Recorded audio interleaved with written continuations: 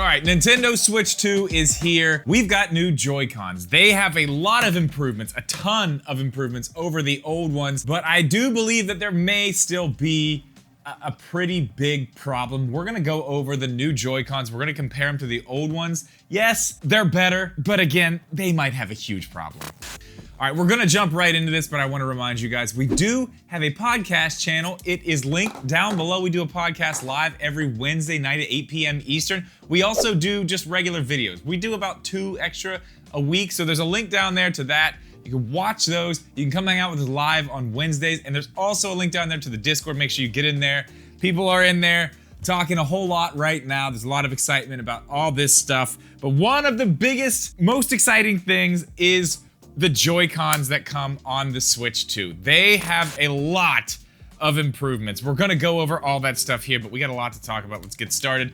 The Joy-Cons themselves, they are now magnets. We kind of knew this was gonna happen. This was not a big surprise when Nintendo announced it, but I wanna talk about them a little bit because I did get to mess with this a little bit in New York, but it was supervised and I really didn't get to go as hard as I wanted to go on them. If you pull on these as hard as you can get them off with the magnets. But I wanna talk about something, about taking these off the wrong way. Let's go back to the Switch 1. If you take the Joy-Cons off the wrong way on the Switch 1, you're basically gonna destroy the Switch. They're on rails. They have to go from the top to the bottom.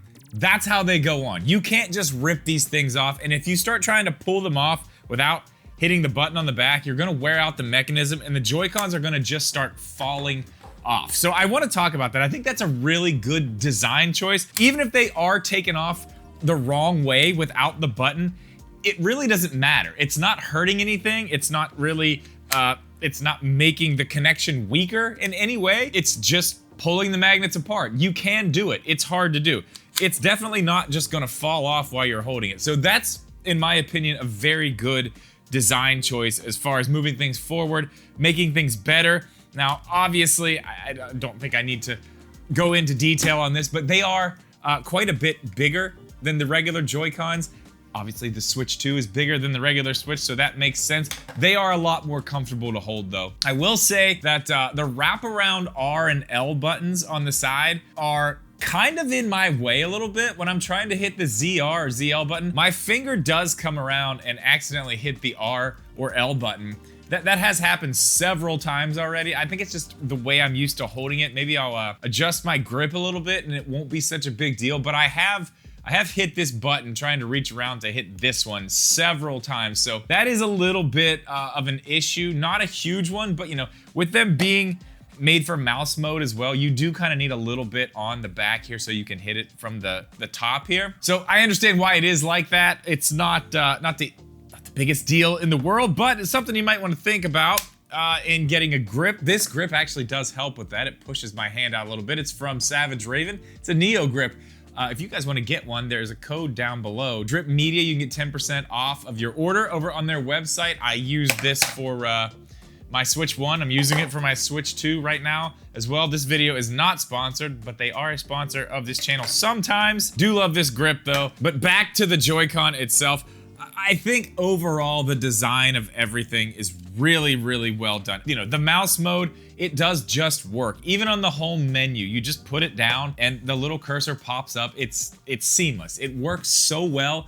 The Joy-Cons themselves feel really, really good. They are light. I would say compared to like the old ones and the size that they are, they're very light. You would think that they would be a lot heavier. They're not. I would say they're about the same size, maybe even a little bit lighter. The finish on them is amazing. I really hope this finish stays because this matte black is something I've wanted in Joy-Cons for quite some time. I really, really like the look of it. The added C button obviously is great on that side. Just overall, compared to the old ones, they are just better in every single way. The release mechanism, I do find that to be a little bit annoying how big it is on the back, and that may not be for everybody. It's just where my hands kind of rest. I can feel it back there. It's a little annoying, probably something I'll get used to. Again, this is still very early in all of this, but the biggest problem I am seeing right now with these Joy-Con are the sticks. And this was something that we thought may be a problem, maybe not. Maybe Nintendo was gonna fix it, but it doesn't look like they've done a whole lot, as far as I can see at this point, to fix the drift issue. If you're familiar with another channel on YouTube called Tronics Fix, he tore one of these apart. I'll link it somewhere so you can check it out, but he tore one of these apart and took a look at the inside of the stick. It's using just about the exact same thing that the original Joy-Cons were using. And we know the Joy-Cons, the original ones, had a very big problem with drift. Now, I was expecting to see something completely redesigned because Nintendo said that they did completely redesign the Joy-Con from the ground up. Now, they had to say that. They couldn't say, oh, we went in and we fixed the drift problem, because then they would be admitting that they had a problem, which they cannot do because they had class action lawsuits going on. They can't admit fault, or they're gonna have to pay a lot of people. So they just say they redesigned them from the ground up. And maybe they did, but they put the exact same sticks in there. Now, they're not the exact same sticks, actually. Let me correct myself. They have the same mechanism that reads the information. It looks the exact same. The pads are in the same places. It looks like the little mechanisms that read the pads or read what the stick is doing are a little bit smaller, which I don't know if that's gonna make a huge difference on anything. I don't know what that will do. But the fact that we're looking at the same style of everything, basically, inside of these Joy-Cons makes me really worried about the drift and what we might see with these later on down the road. There was a huge problem with the Switch 1. I feel like Nintendo has looked at this and made an effort to try to fix the problem, you know, not even just for the consumer, because yeah, obviously you don't want your consumer, the people buying your product, upset because it breaks all the time, but you don't want to be in another class action lawsuit again for the same exact thing on the next generation of consoles. Like, you don't want that to happen. So you would think that Nintendo would go back to the drawing board and figure something else out, but it doesn't look like they have. That is a real concern. That is something we're gonna have to watch going forward. You know, we're only a few days into the life of the Switch 2 right now. This problem is probably gonna start popping up though, if it's going to be. It happened pretty quickly with the Switch 1, so we're gonna see how all that works out. But a few other things I do just wanna touch on quickly. The buttons, the face buttons on the Switch 2's Joy-Cons they are so much better. They're a lot bigger than the older ones. These are very small. They're a little less like mechanical clicky. They're close to the same, just a little bit different. I like these ones a lot better. Obviously, they're bigger.